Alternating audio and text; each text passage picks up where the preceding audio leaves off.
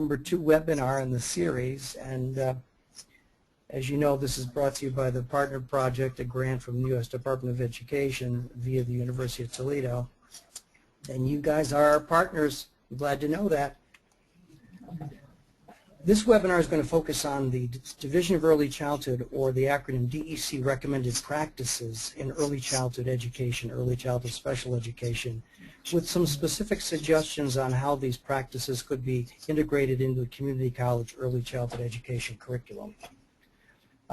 These slides have been developed by yours truly, Bill McInerney, as well as begged, borrowed, and not stolen, but begged, borrowed, and with permission, selected from some other PowerPoints as well. So these are the 4 key focus areas of the second webinar, the overview of DEC recommended practices. Obviously, the key questions are, what are these practices? Who recommended these practices? What's the authority behind these practices? Why are these recommended practices important in the preparation of early childhood teachers and related services professionals, your friends, speech pathologists, occupational physical therapists? And how can you address the DEC recommended practices within the community college EC curriculum? I'm going to leave some time at the end for some questions. You have a chat function, and we'll see whether you can access that and use it at the end, where if you want to jot down any questions you might have or the like, we'll save some time at the end. You can send me questions, and then I'll respond to those. Thank you.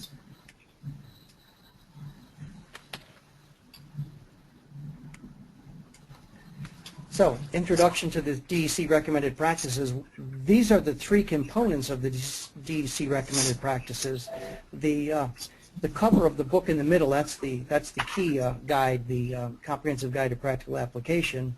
And DEC was also kind enough to put a recommended practices work in a toolkit.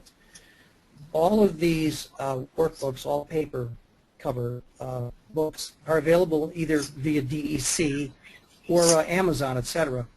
And if you're not aware of these, you don't have them, it might be of interest if Stacy or somebody had a copy for that to be perhaps some part of a discussion in the future when the Terra faculty are sitting down talking about curriculum development, etc. I'm sure Cindy has a copy of at least a comprehensive guide, if not all of the others. As I think I mentioned, it's also available on Amazon, etc. So, and they're fairly low cost. What is DEC? Some of you may know, some of you may not, and once again, since this is an archived webinar which will be used in the future by faculty at other community colleges, etc., I'll be obligated to go through and provide some information about DEC and the like. So for those of you who are familiar, bear with me, please. So DEC is a division of the Council for Exceptional Children with a specific focus on children ages birth through age 8, and even more specifically, a focus on issues relating to young children with disabilities and special needs in particular. And the organization seeks to promote policy and advance evidence-based practices in early childhood education.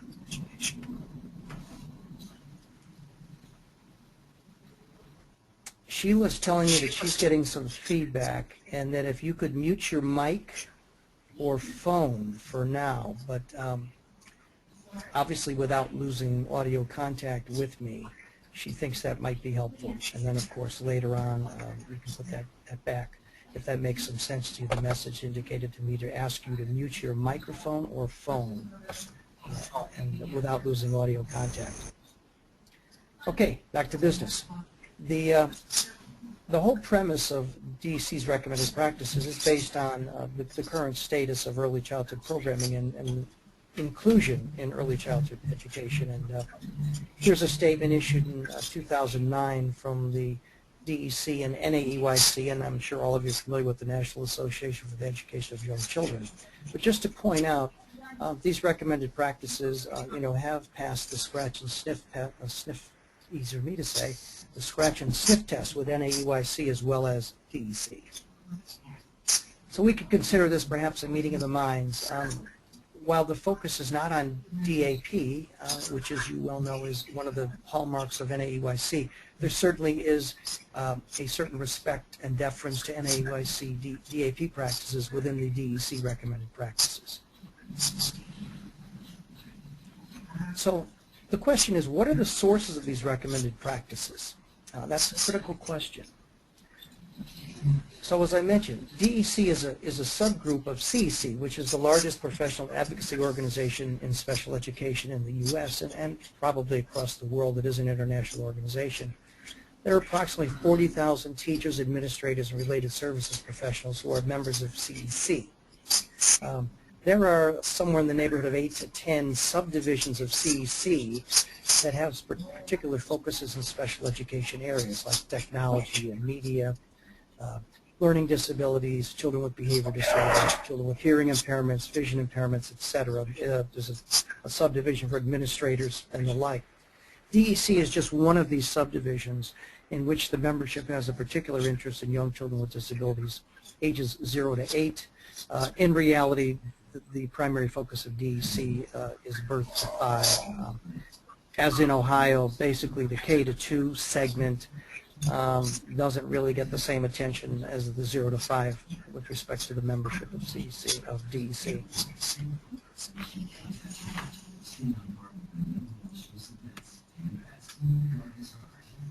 DEC recommended practices seek to identify specialized support and strategies that are required in order to meet the needs of children with extraordinary needs. These children who require particular professionals to support their development and to design individualized learning environments. So just to clear that up again, DEC's focus is on young children with special needs rather than the early childhood environment in general. The recommended practices are suggested for practitioners serving children from early intervention programs through 2nd grade, once again with the focus on early intervention through pre-K special ed. Early childhood settings in which recommended practices will be appropriate are all of those centers all the centers and programs you're quite aware of. And ultimately, as you would expect, the goals of these recommended practices is to improve the outcomes for young children with disabilities and their families by improving the quality of early education services, particularly as it meets the needs of young children with disabilities. And it is certainly DEC's aims that those individuals involved in early childhood education would adopt these recommended practices. So why were the recommended practices developed? Well, to provide guidance to us on implementing practices that are identified as evidence-based. And we'll talk about that in a second with respect to how these recommended practices were eventually distilled, so to speak, from a number of different sources. The recommended practices seek to bridge the gap between research and practice, and that's a standard gap in any professional practice, what occurs in basic research and how that eventually affects practice. So the key for these recommended practices is to affect direct services practitioners with respect to providing them with evidence-based strategies that they can use in working with young children with disabilities and their families. And indirectly, as we'll see in a second, there are 7 strands of the recommended practices, and 2 of them are affect what they're called indirect areas that these recommended practices also can support policies and personnel preparation, as in how we prepare early childhood educators and early childhood special educators at the university level, and in your particular case, early childhood teachers at the community college level.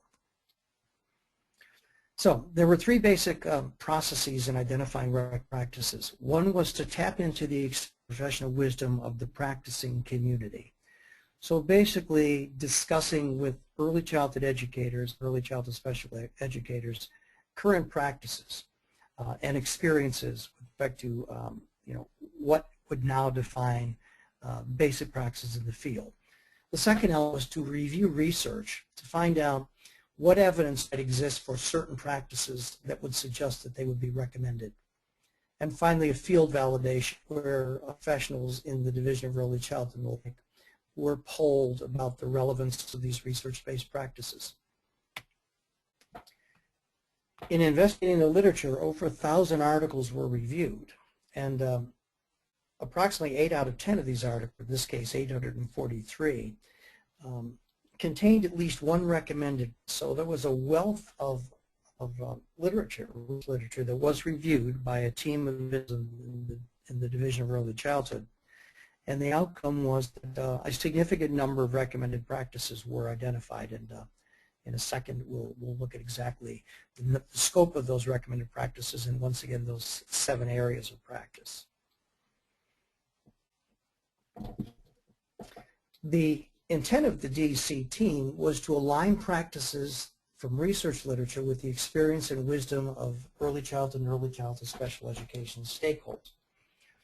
So the questions were, which practices have research evidence to support them, and which practices are supported by experience or wisdom? So what was the result of this work? Well, 240 practices were eventually identified. And once again, those 240 practices occur within 7 different strands. The 5 direct service strands appear in the pink ellipse in the center of that graphic.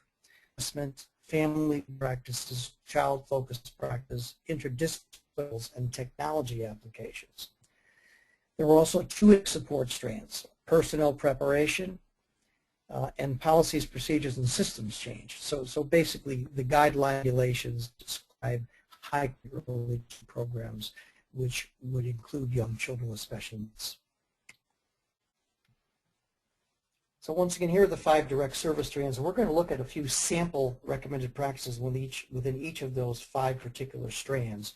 We're not going to look at the any recommended practices from the 2 indirect service strands. And once again, somebody like Cindy Ford, for example, might be in the position or is in the position where some of the recommendations for policies and practices would be upper alley, so to speak. And for Stacy and those of you who are part-time instructors at Terra, including Cindy, some of the issues in personnel preparation might be of interest to you on a broader level, not in the more direct curriculum modification arena that we're talking about now.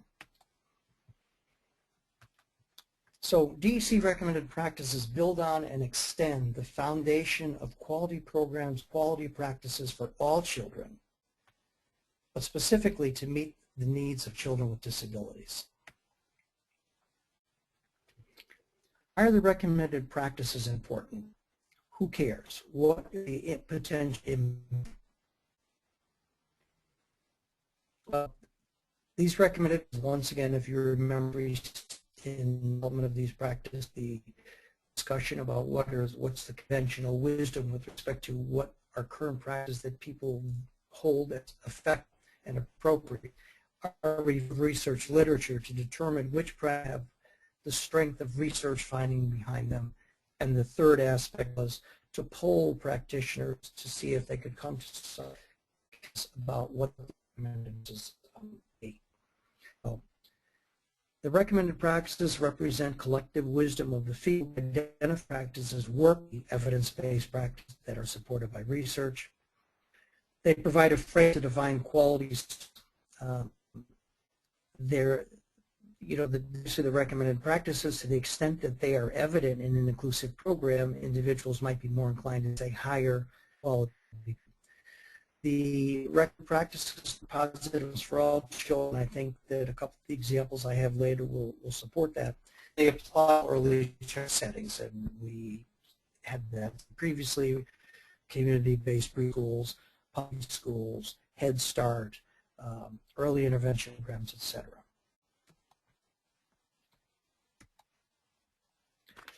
So, the emphasis quality is for all children under the umbrella, or in this, the layer of the cake, under recommended practices. And once again, balance between quality practices identified by NAEYC DAP and early childhood standards with respect to different state requirements, and the accreditation and licensing process. They all could work together.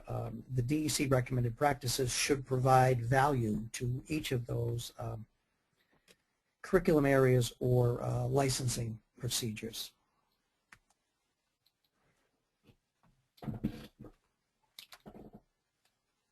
So once again, here's the subtitle of the DEC recommended practices, a comprehensive guide for practical application, and those are some of the issues which we'll address in the rest of the webinar. to reiterate, 240 practices that DEC suggests work with young children with disabilities and their families. The workbook is one of the tools that, to complement the recommended practices, and it provides a little more concrete guide for how one could actually incorporate some of these DEC practices into practice in a child care center. We're going to look at at least one of these elements, but the recommended practice toolkit includes 4, say, sub-toolkits. Embedded instruction, we're going to look a bit at that further on in the webinar. Systematic teaching strategies, teaching early communication skills, and monitoring children's learning. And once again, if you're not familiar with toolkits, you'll see that the toolkits include some video clips and some other practical resources to support acquisition of skills and application of skills. So now we get to the question of interest to you as early childhood faculty in a community college program. How can you address related or recommended practices in your early childhood education curriculum? Now once again, there's 240 recommended practices.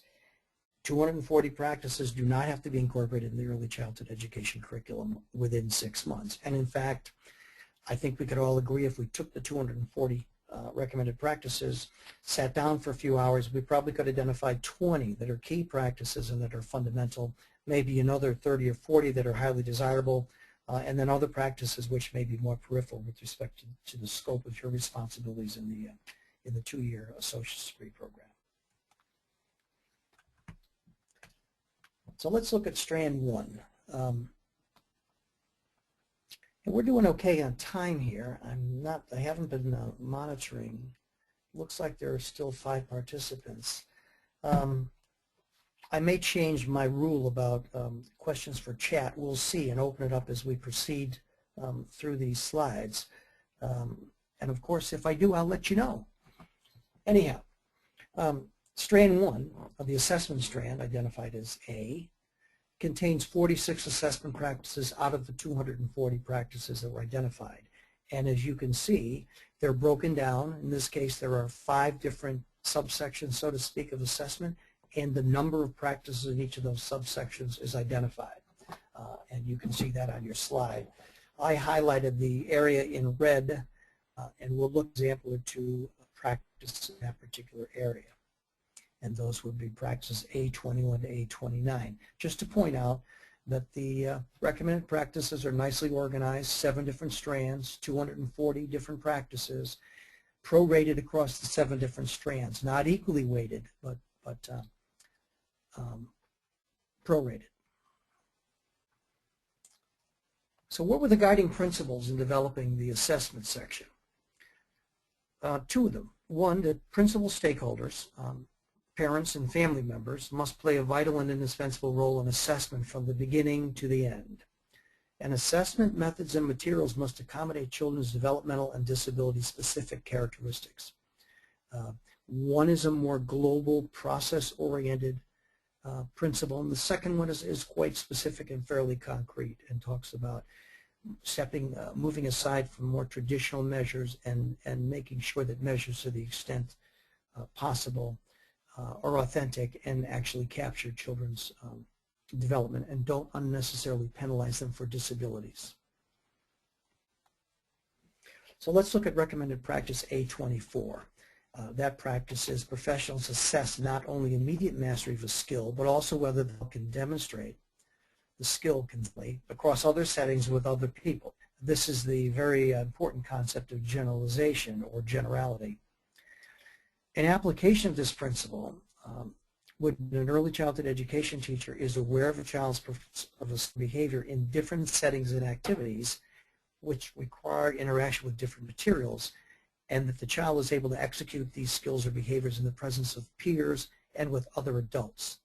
So that the practice, once again, is not limited to a situation with specific materials and in the presence of a single adult like the teacher. The important here, obviously, is that when we talk about a child having a skill, we want to go to the extent to determine that the skill to the extent we can, is able to be exhibited outside of the specific context in which it was taught. That's what makes it a functional skill.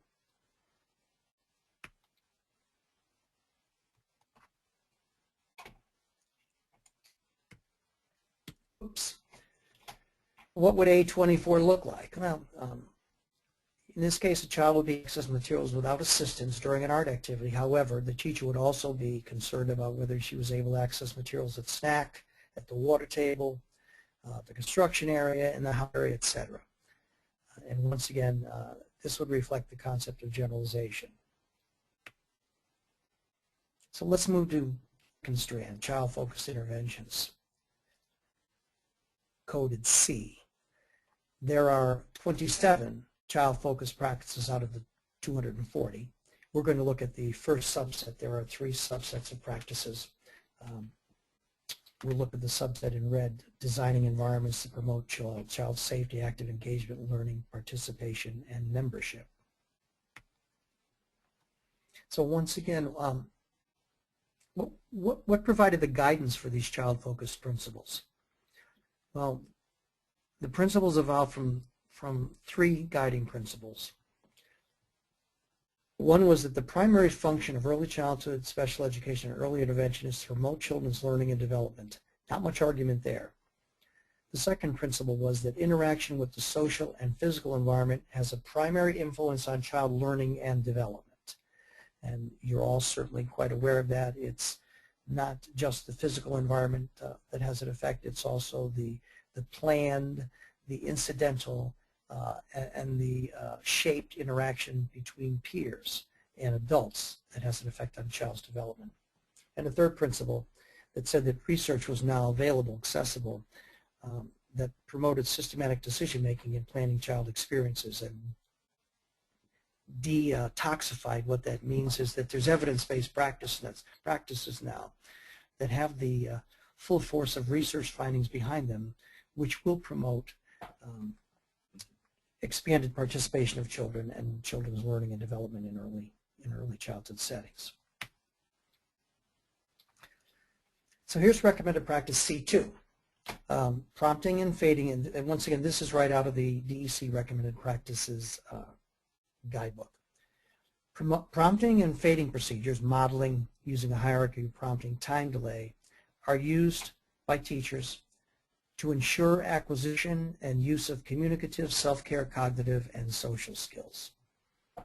So the issue here is, do teachers of young children with special needs use practices with respect to prompting and fading that have been demonstrated by research to be effective? Modeling, hierarchy of prompting, time delay, etc. So one application would be the use of time delay. And once again, this would be an outcome for community college graduates of the early childhood education program. They would have an understanding of what time delay procedures are and what the rationale for the use of time delay is. So an early childhood teacher would learn to allow time between a request to a child to demonstrate a skill or behavior and when she expected or when she provided a prompt. As in when she pointed to an object, if the child didn't respond, she repeated the request, or she provided the child with a picture sequence of the behavior or skill he should be engaging in. There are a number of reasons for time delay. One obvious reason is the time it takes young children with disabilities to process information, which may be slower, is a kind of a gross way to describe it, but some children with developmental delays may need more time to make some connections before they're able to retrieve the memory of what they should do and act on it. In other cases, it may be a neurological, a physiological difference in how, in some impairment a child may have, which would cause them to process auditory information or visual information slower or differently than another child might. And frankly, one of the characteristics of some children with developmental delays is that they're inefficient learners. Time delay is another strategy that we know will support the acquisition of skills, behaviors in children who are efficient learners. Their attention may not be as sharp or focused as a typically developing kid. The rehearsal skills they bring to a task, in other words, how they decide to approach a task, how they decide to act on information and try to store that information actively, may be different because, once again, the nature of their disability may be they are less efficient at learning than typically developing children.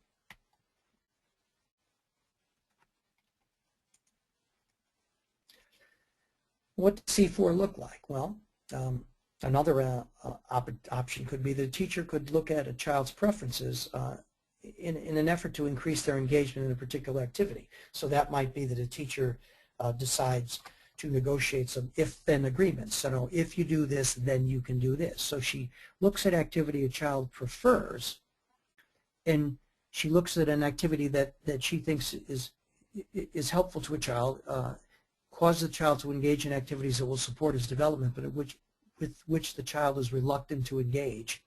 She then pairs those and basically says to the child, or communicates to the child by simply pairing the consequences quickly, so that when the child initiates some engagement with an activity they're not interested in, that following that, then they are able to engage in an activity that the teacher has identified as a preference. And the teacher would identify that simply, obviously, by watching what kids like to do when they have opportunity to move throughout the classroom. Sometimes children will, quite frankly, tell you what they like, and of course you have the resources of parents and other adults. So the use of an if-then agreement would be appropriate. Management of materials by a teacher. We'll have a couple of examples of that, about whether or not materials are readily accessible, and whether or not for some children we want to put materials in such a place where they can see the materials, but in such a situation where they can't directly access them, which might cause them to engage in a little cognitive activity, trying to figure out some kind of tool use, or approach a peer that they might not be inclined to do, and interact with them with respect to language or socially to see if they can secure an object, which is an adult. Another appropriate strategy might be for a child who has reluctance to engage in an activity that, once again, the teacher thinks is appropriate and supports discipline. She might provide a step-by-step picture sequence of something like play behaviors, 3 or 4 steps, so the child can look at this and refer to this, or the teacher can basically prompt or coach him through these steps that would allow him to enter the play and to interact with the other children, at least at some basic level. You know, so as I'm having this conversation, solo so far, but as I'm having this conversation, your understanding, and I'm sure some of you are working this into the curriculum, beginning to see how we take the recommended practices and then move them into the process of instruction with students. And I believe that the content we've discussed so far is perfectly relevant to community college early childhood teachers who I think we all agree will be out there working with young children with special needs. And if they're not working with young children with special needs next week, will be the week after, and if not this year, next year. But I believe that inclusion is here for the long run.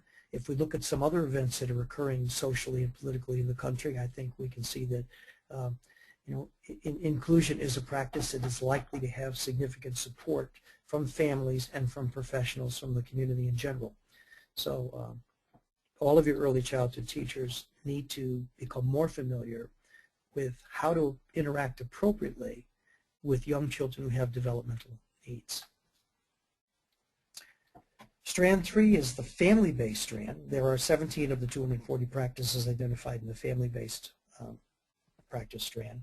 We're going to look at the first of the 4 subgroups. Families and professionals share responsibility and work collaboratively. The source of the guiding principles for family-based practices evolved from 2 influences. One, an examination of the nature of resources and supports that could improve family functioning. There's a great deal of literature that looks at how to empower families, how to support families, how to provide enough guidance for families so that they begin to become more autonomous and more involved in their child's future development.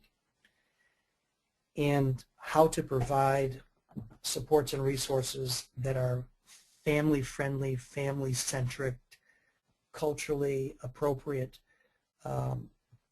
In other words, how to provide families with resources that are sensitive to their own rhythms and routines and are more likely to be accepted and incorporated into the structure of the family. So practice F1 is that family members and professionals jointly develop appropriate family identified outcomes. So an application for this, and it's a good application, it's one that I've used professionally, and some of you may be aware of this if you were teachers or are currently teachers. An early childhood teacher and a parent might exchange a teacher-made checklist in which both parties identify what they think would be desirable developmental goals for the child. You know, this is a skill set that an early childhood education major at a community college should have some awareness of. How to basically identify and negotiate developmental objectives for young children. This isn't specific, although once again these recommended practices are specific to children with special needs. This particular practice is not specific to children with disabilities, as many of you can see. It's a valuable practice that might, in the case of some parents who can't be as present as you might wish within the educational process, maybe a remedial type checklist where parents at least can provide guidance on what they think is important for their child. This can be quite revealing, as some of you may know from practice, in that some parents, what they think is appropriate for their child or what they value for their child may be quite different than what you value for their child. In some cases, once again, you are the educator, you are the licensed certified educator. You have the authority to make decisions about what's appropriate for children with respect to typical and atypical development. But it's also interesting in some cases to talk with parents and find out why they think certain skills are important, and to discuss with them whether or not this skill is far too advanced for the child's current functioning and what sub-skills would be necessary to master in between the child's current functioning and the skill the parents would like, aka toilet training, for example, with younger kids. That's a highly desirable skill for many parents, and we all know why that is. So this idea of some type of an interaction, this is very low tech, this is not very intensive, just simply an exchange of a checklist might be reflective of this recommended practice. What could F1 look like? Well,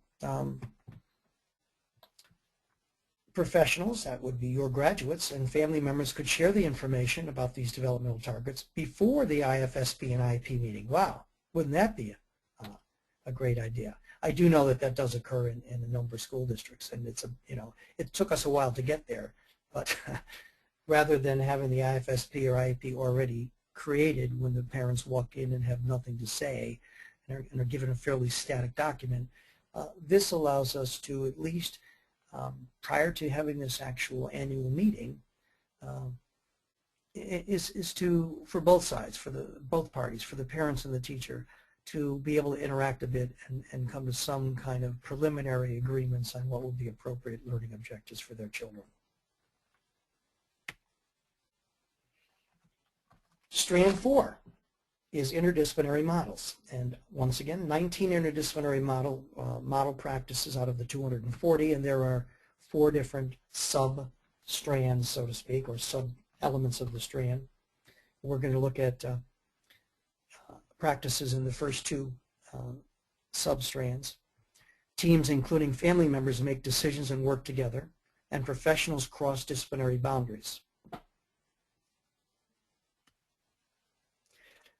I selected these because we could not go through 240 strategies, as I'm sure you fully understand, and I selected these just to kind of sample the options.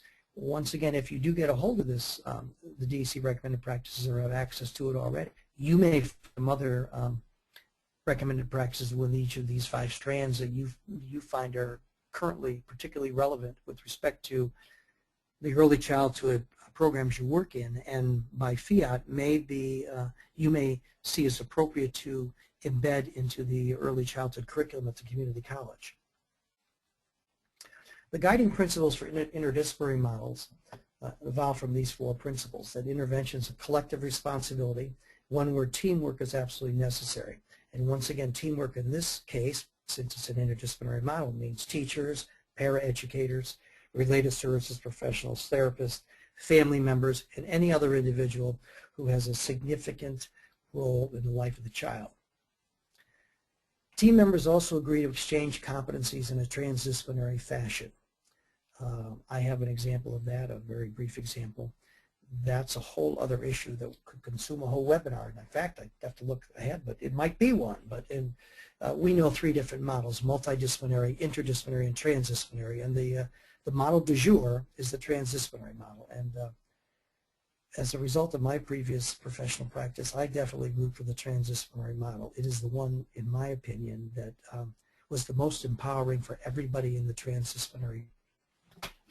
You can learn a whole lot from other professionals if you have regular interaction with them, and the interaction is intentional and focused.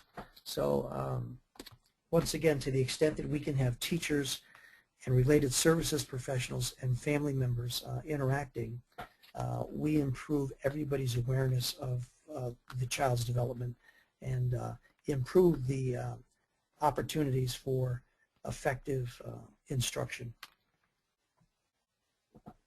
And for those students in 2-year community college early childhood programs, part of understanding the transdisciplinary model is understanding what role a classroom teacher would have in the interdisciplinary process, which is something we'll look at here in a second. Another principle is intervention is functional. So once again, that's a whole other box could be opened in a future webinar. But the test being whether this intervention is necessary to improve the child's engagement, independence, or their social relationships, or the concept of sociality. The intervention must be practical, to perform, and meaningful to the caregiver. Okay, so recommended practice 1-2. I put that in there because the I, the capital I, look a lot like a 1. This is practice I-2. I, the abbreviation for interdiscipline. So the practice is all team members participate in IEP, IFSP process. We had a previous discussion with just one of the strands we've examined where the IEP, IFSP process was also involved. But in this case, one application would be an early childhood teacher and the paraeducator offer to provide child assessment information or suggestions for appropriate IFSP or IEP objectives. So in the here and now, that would mean that an early childhood teacher with a 2-year degree who's out at the Jack and Jill Preschool Center in Clyde, I made that up by the way, there could be one, but I made it up, is at the Jack and Jill Child Care Center, and there's a child with an IEP who's placed there, and the annual review is about to come up.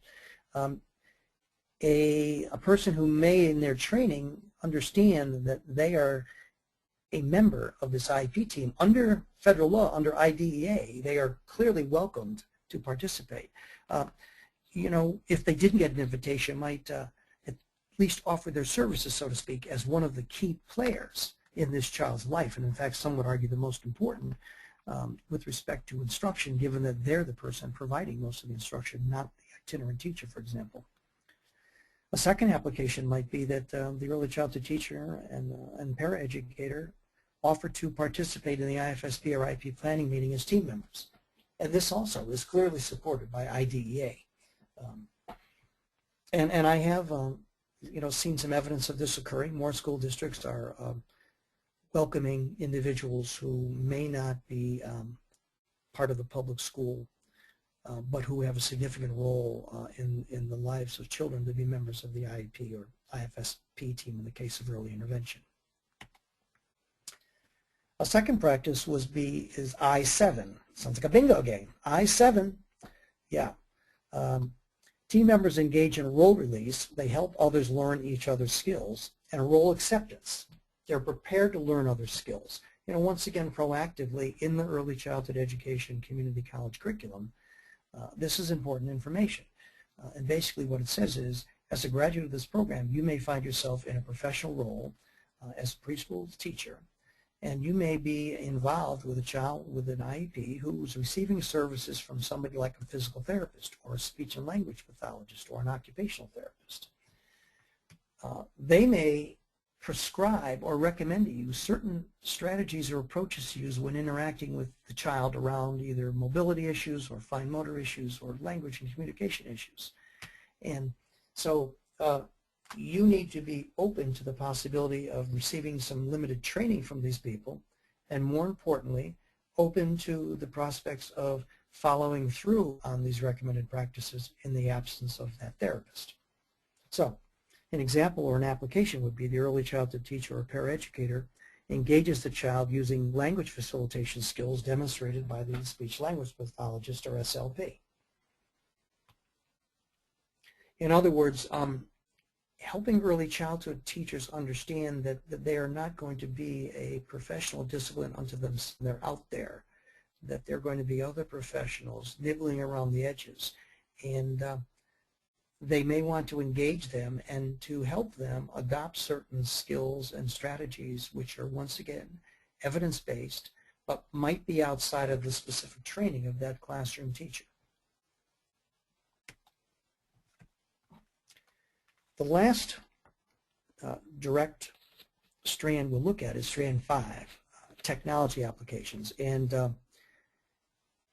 I think it was Jana and I had a webinar 1 back in the day, back last fall, and that's totally committed to assistive technology and alternative augmentative communication systems. And that webinar is archived for your casual use at any time you'd like. So we're not going to beat technology applications up much more here, because once again we've had an entire webinar on that last fall.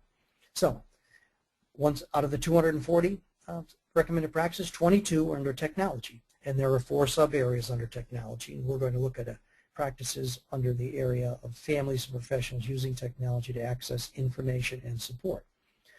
The first sub strand talked about utilizing assistive technology. That becomes quite specific to children, and that is often part and parcel of the IEP or IFSP. Second sub-strand is families and professionals collaborate in planning and implementing the use, and that is a very important aspect of the use of technology, the application of technology. Consistency in the use of certain assistive technology across environments, aka the classroom, the home, and the community. And the last, or the fourth sub-strand, is training and technical support programs are available to support technology applications. So that's either access to ST, to consultants who have a great deal of expertise in supportive technology, or some type of dedicated professional service training related to those needs. But by and large, in community focused preschool programs, where most of graduates will be headed, the technology need often is driven by the particular child who uses technology. I think we can all understand that the applications of technology in the classroom change rapidly. Even an old guy like me can see that. So it's almost impossible to prepare anybody for what the future of early childhood education might be 5 years from now. But at least developing an awareness and a sensitivity, and doing what we can to help people understand that resisting technology might not be in their best professional interests, that it appears to be that we live in a world of technology, and until further notice there'll be more and more technology advancements and applications in all areas of our life, including early intervention and early childhood education.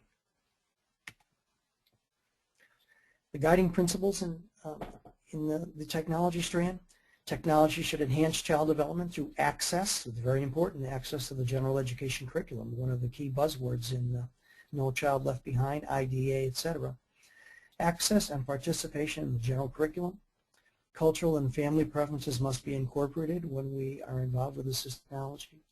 Low-tech and high-tech options for technology should be considered.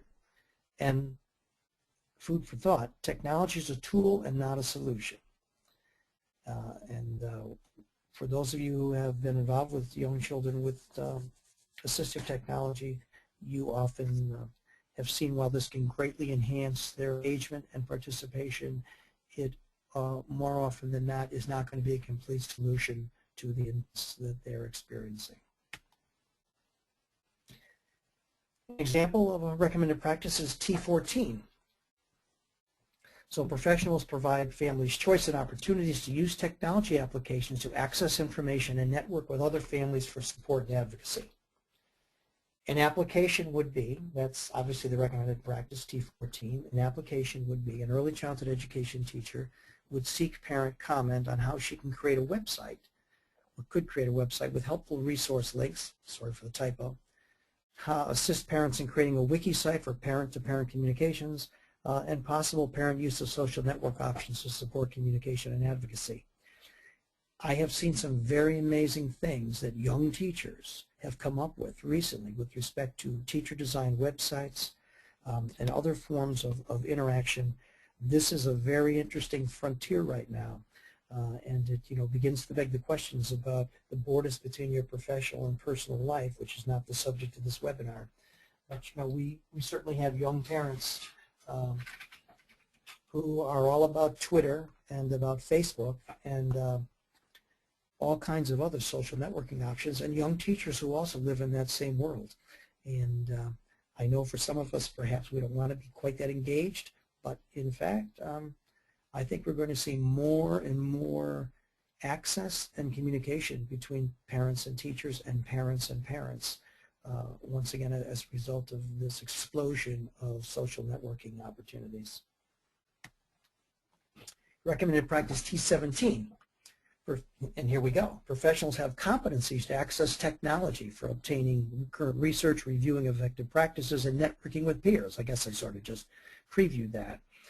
But an application is childhood education teachers are locating relevant web resources like NAE content, e-content, OAEYC content, information regarding autism, certainly a disability condition that almost every preschool teacher is likely to encounter.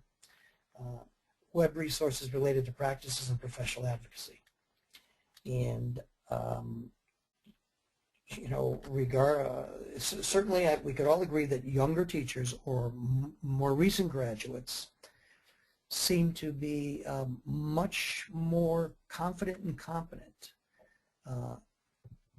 and more likely to hold in high regard the value of the internet and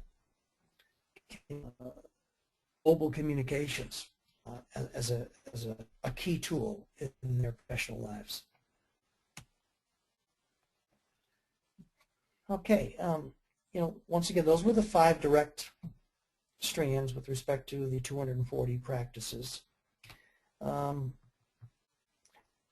going to finish our webinar discussion about a key plan elements that would be appropriate for early childhood majors in a community college program and that are consistent with the recommended practice. So we'll look at embedded intervention and embedded instruction, and we'll look at matrix planning.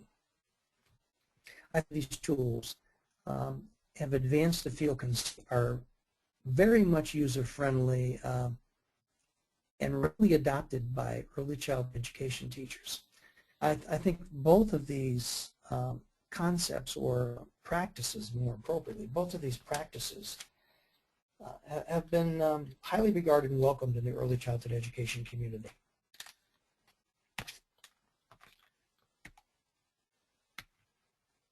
So, the recipe for embedding instruction for children with special needs. We start with functional learning goals and objectives, which once again is the subject of another webinar.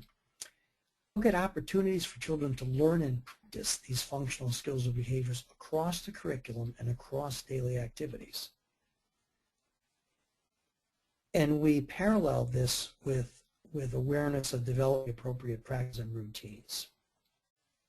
So what we're basically saying is in order to support a young child with special needs in a typical preschool curriculum, there's not a significant shift in that curriculum. What there has to be is an awareness of opportunities within the curriculum that provide a rich scaffold for child development, and upon which an informed and an aware early childhood teacher can utilize opportunities for instruction. So, routines approach to instruction. What's the best way to address children's learning goals and objectives? Well, there's a few at the bottom. There are many more. Most experts in early childhood and early childhood special education now agree that a routines-based approach appears to work best. So rather than identify, create kind of antiseptic, standalone sessions of instruction or teaching, what we look at are what are the typical routines and activities that occur during the day. How do we match those with opportunities to focus on children's IF or IEP objective? Here are some examples you're certainly aware of within the home and the classroom. Yeah, you know, once again, all we need to look at a pool, and we have a very good idea what the routines are. And if we can see 4 days a week, we have a really good idea of what the routines are, because they are those repeated activities and organizers occur every day.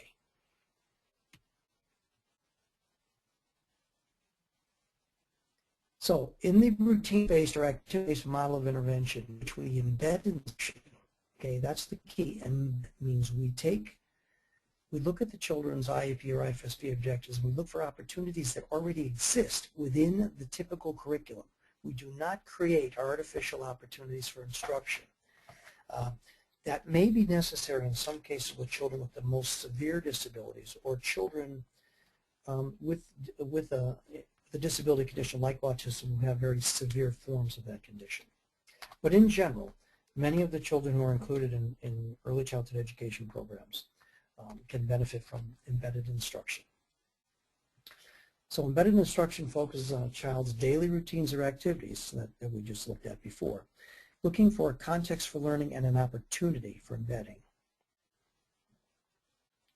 Once the teacher finds these opportunities for practice of targeted IEP or IFSP goals can be identified versus creating special.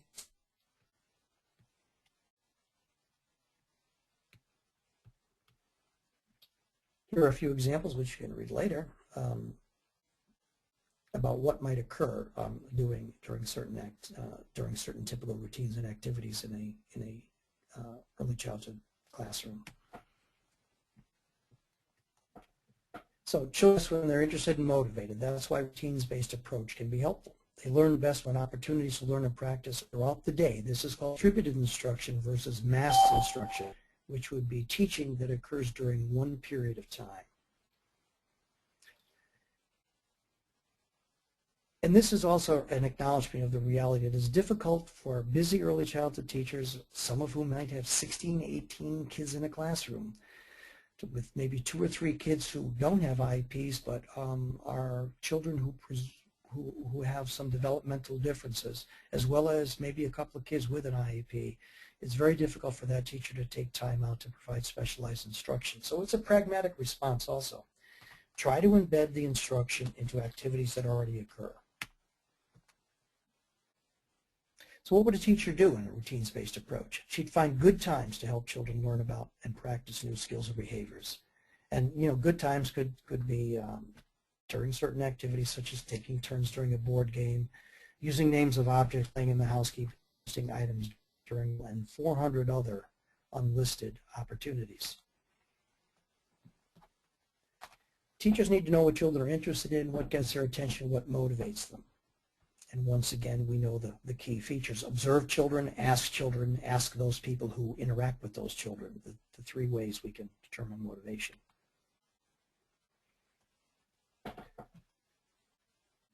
So once teachers identify opportunity, they can then devise learning opportunities and embed them within these routines. Here's a few examples. Justin's 5 and has trouble following 2-part directions. And these kind of examples are things you can work into your curriculum in either curriculum courses, your teaching instruction courses, in assignments for the practicum, in student teaching assignments, etc. I'm sorry, in yes, student teaching assignments. Justin is 5 and has trouble following two-part directions like put away the truck and come sit down. It's important that Justin know how to follow directions because he's going to kindergarten next year, and we're not waxed to that, but we know that many kindergarten organizations. Tom is teaching, and he knows and really likes books after. So, what's he do? He says, aha, let's use cleanup time after lunch and books as a tool just in following directions. So remember that if-then kind of thing, or the pairing of not preferred activities with preferred activities. I think Tom's on to something. So after lunch, Tom gives Justin a chance to practice following directions by saying, Justin, when you're done with lunch, throw your cup away and push in your chair. Okay, the two-part direction, functional in this particular case. And it's obviously a prerequisite to getting over to the reading corner where Justin wants to be. And Tom provides Justin with some help as necessary in conjunction with something like least prompting or time delay, hierarchy of prompting. Those are some skills that, once again, should be in the toolbox of every early childhood education teacher. There's another kid, Ashley. She's 4. She has a language delay and problems in communicating that often cause her to have difficulty interacting with other children. Standard issue kid, right? Her IEP includes the following objectives: to engage in connection with other children, to use words to describe common objects, and to take turns playing with toys and materials. So, the teacher decides, hey, let's put a little matrix together and let's figure out what times during the day we could address these 3 objectives for Ashley.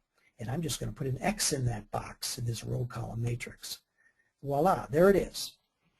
So we have the 3 objectives on the left column, and across the top we have 5 typical routines that occur for Miss Ashley. And the teacher has simply put an X in to say, yeah, I can work on that IP objective during that time.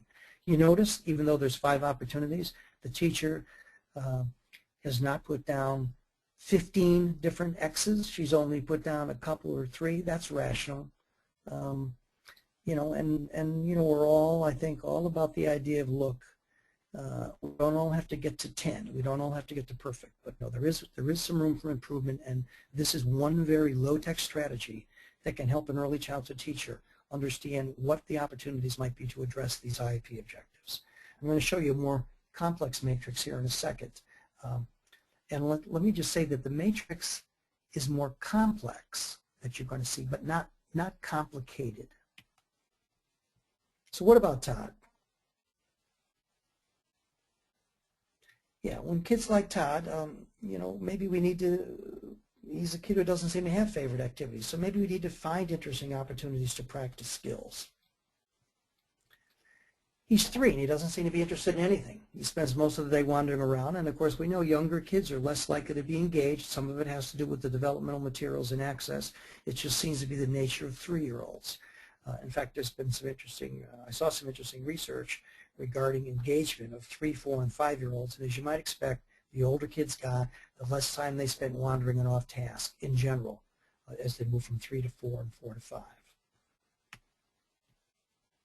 So here are some ways Todd's teacher can get him interested in activities. She can provide interesting or novel materials in the classroom. So considering cycling, toys, or materials that the kids are familiar with. So we take them out of circulation, put them in a box up in the closet, and add different toys. And you know, that certainly is one way to test the water, so to speak, with kids who don't seem to have any interest.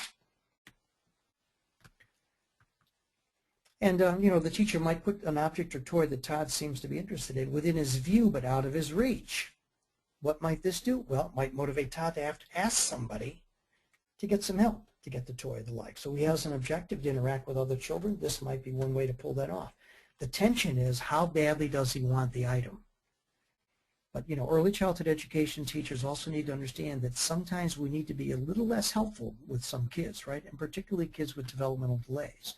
We don't want to compensate for the delay by giving them everything they need at any time that we think they need it.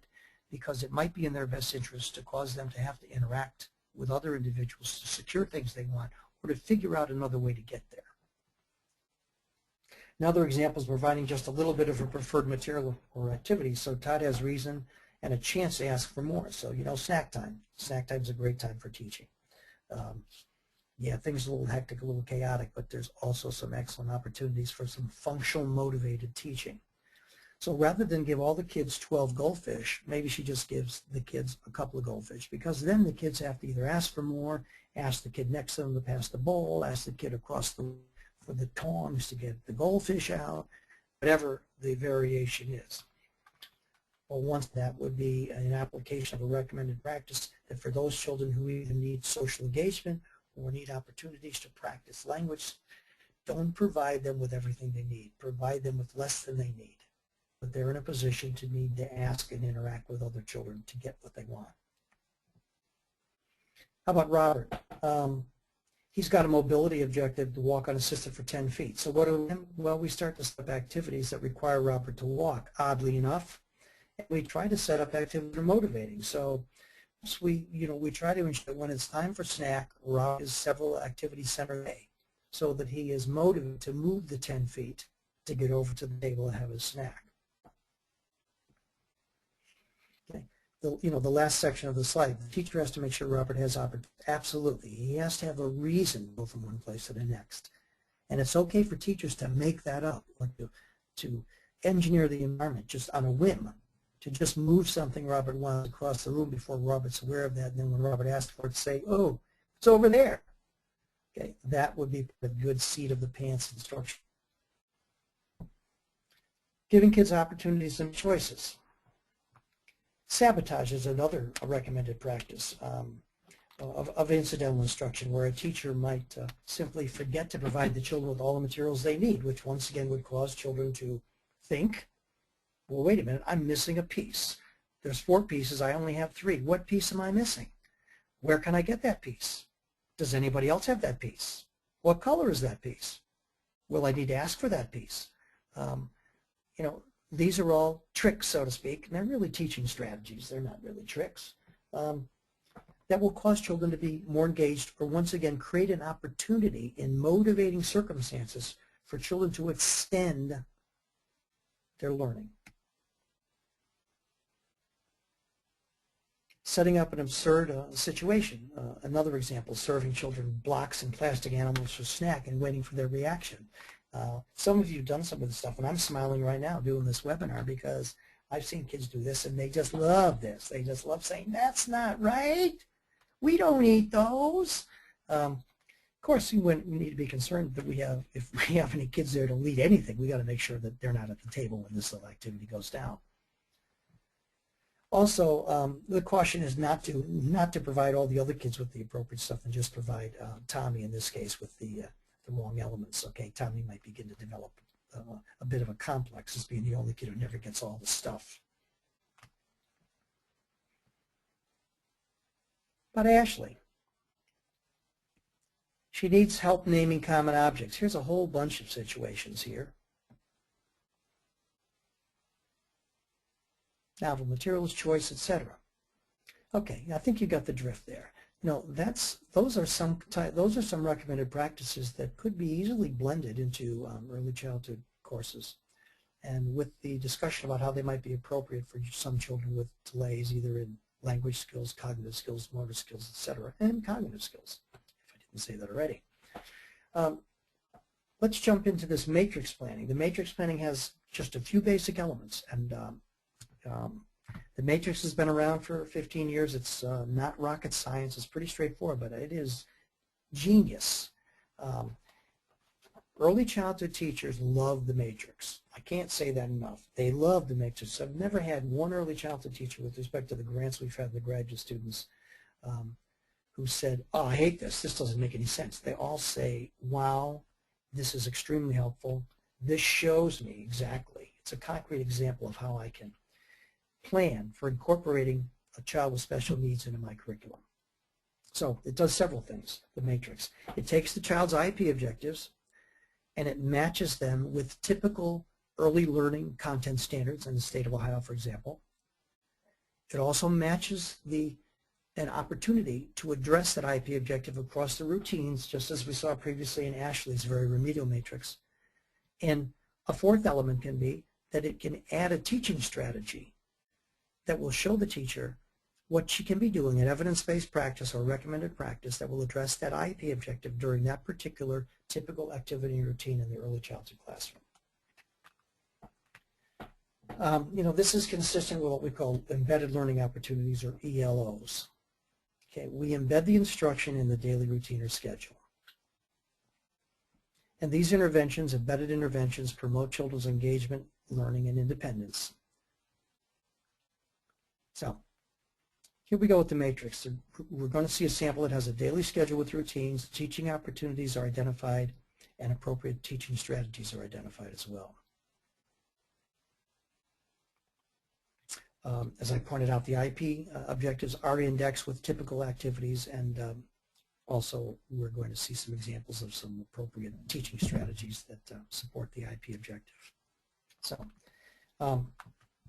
in the far left column it says IEP objective. This is a more general one than the upcoming matrix, but this one is a teacher planning matrix. So there's two children, child A and child B, and under child A has two IEP objectives identified, number 1 and 2, and child B has two IEP objectives.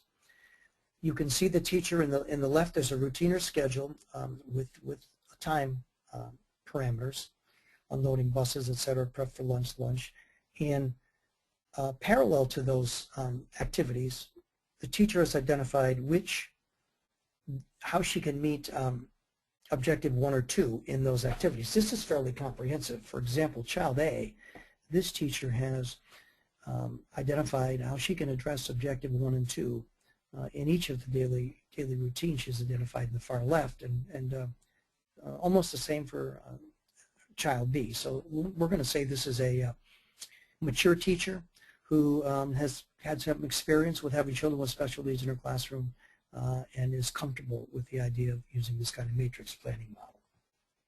So you see the way this works. IEP objectives are matched with opportunities, and then the next matrix will provide the match with a teaching strategy.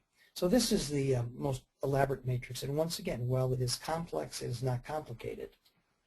Across the top are the routines or activities. In the far left column, 2 bits of information. The top is the early learning content standard for age appropriate for a child of this age. Underneath it, in this case, the student is Devon. Devon's specific IEP objective is identified, and ditto in the second IEP objective.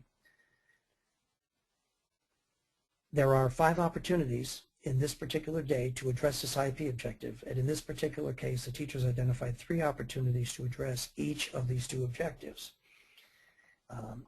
in the appropriate context. So, for example, in the first objective, snack, this can be addressed at snack. Devon will sit at the table with a nameplate, and the teacher can use a gestural prompt.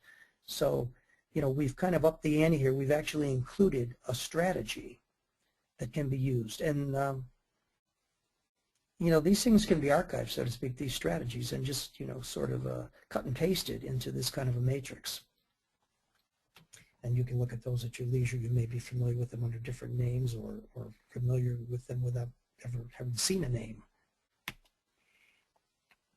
So this is, I believe, we're getting to the end here, and I do want to leave a couple of minutes for questions. But here's an example of a highly integrated typical activity in which you can see all of the opportunities for instruction that occur in a very simple, typical, genuine preschool activity: pancakes. So, pancakes, adapting activities to include all children. In this particular slide, you see the materials and ingredients that are required. And you note that there's an asterisk which says, let's try to make an effort to get these materials in different sizes, colors, and shapes, once again, to enhance our conversation and cognitive challenges with kids with respect to asking them for things that are different sizes, different colors, different shapes, etc. But here are your basic requirements for materials. How would you make pancakes? Well, you know, for many people, they'd make them one way, but once again, our challenge is to accommodate all children. So we would use what's called the principle of partial participation, which basically says in a nutshell that in order to have this occur, we may have to modify some of the tasks or adapt some of the tasks to provide some assistance to the child. And frankly, there are different ways pancakes can be made. Blenders, shakers, whisks, hand beater, spoon, frozen and toasted or grilled, pre-mixed batter, you know, right in a little cardboard box. There is more than one way to make pancakes.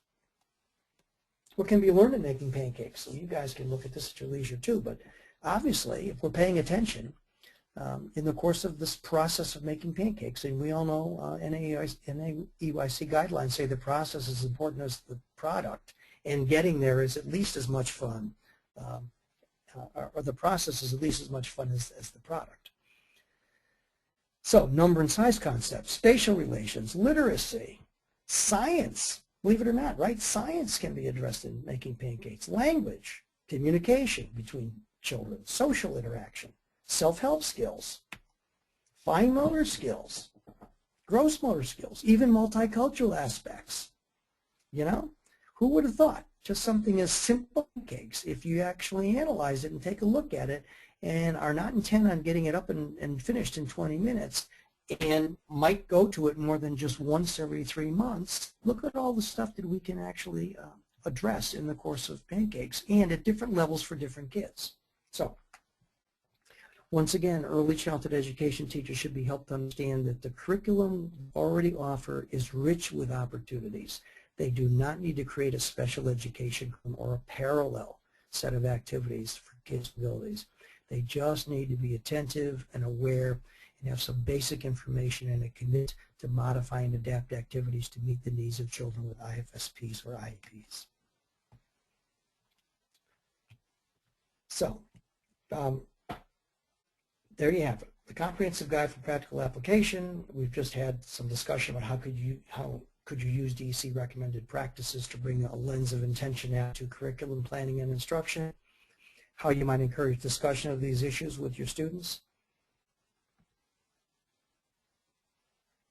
And the key, one primary suggestion about how to incorporate some of these into the early childhood education curriculum is not to create extra assignments, but just to look at the assignments you already use in your courses and field requirements in student teaching and just add a component related to the children with disabilities or their families. So, you know, once again, this also helps teachers understand that, you know, education is unified and we don't need, once again, separate activities for children, nor do we need totally separate planning of activities. We just need to figure out ways to look at these and see alternatives and options. So adding components to your classroom assignments, just once again to kind of push the envelope, to cause some of your students to be a little more creative, see things from a little different angle, might be a step in the right direction. So what are the outcomes of the DEC recommended practices? Quality practices, equality service, equal better outcomes for children. No argument there. There's a bunch of slides after this. We're not going through those tonight, but they'll be up on the web. You can look through those if you choose. They are a bunch of resources in the following slides where you can find things on the web which might be useful for classroom instruction and you might find professionally helpful. So there you go. We started from what are the recommended practices to some discussion of the organization of the recommended practices, how they were developed, why they're recommended practices, to a bunch of concrete examples of how we can embed some key elemented practices into planning and academic exercises for students in early childhood education programs at community college. Okay, I am reached the end of the webinar with respect to the slides, and we have about 10 minutes. Check. I got about 5 or 6 minutes, whatever. If anybody has any questions, you can just enter those in the chat bar, and I'll respond to those really until the bell rings and we're done. And let me say in advance, thank you for participating tonight. I hope you found this helpful. Once again, this will be posted on the Partner Project website, so you can go back and take a look at it, and feel free to download it and cut and snap things out, fiddle with them. we hope maybe some of this is helpful to you in your teaching. So, any questions? Just dump it right into that chat log.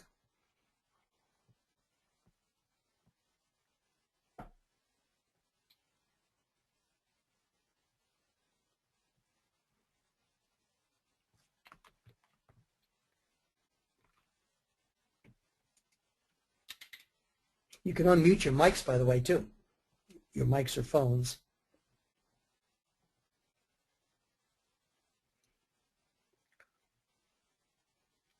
I hope you hear me. Good, good.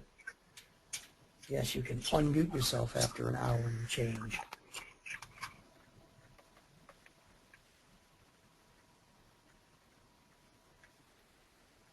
The reason we have to use the chat function is because you can't hear each other. If you were to ask me the question, I would only be able to hear you, and you would only be able to hear my response. And without understanding the question, there'd be no context, would there?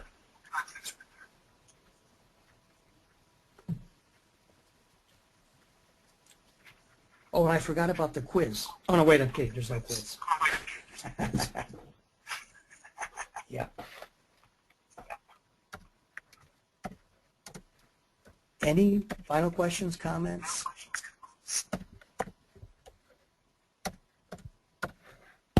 Hey, Bill, this is Cindy. I have a question. Yes. Where can we access this PowerPoint at? Oh, at the, it'll be at the Partner Project website. Okay, great, because there's a couple of really good slides in there that I found that I could really, incorporate in my class this week. Yes, good. I hope people heard that comment. I said you can download and do whatever you want with it. But yes, it'll probably be posted by tomorrow. So just go to the Partner Project and take what you want. Okay. Anybody else? Well, in the absence of any chat questions and any other communications from other than Cindy, I'll assume that we have come to the end, and you guys can jump right in now and watch Modern Family or whatever. Appreciate it, and I hope some of this information was useful. It is a good springboard, I think, for your students with respect to these kind of discussions in your classes. The what-if kinds of things. If I throw this kid in the mix, how does it change things? Does it totally throw you off balance? Is there a way that you can meet this child's needs without totally turning your world upside down? And I think the answer to all of those are yes. So thank you very much. I enjoyed my end of it, and look forward to hearing from you again or being with you again in a webinar in the future. Take care.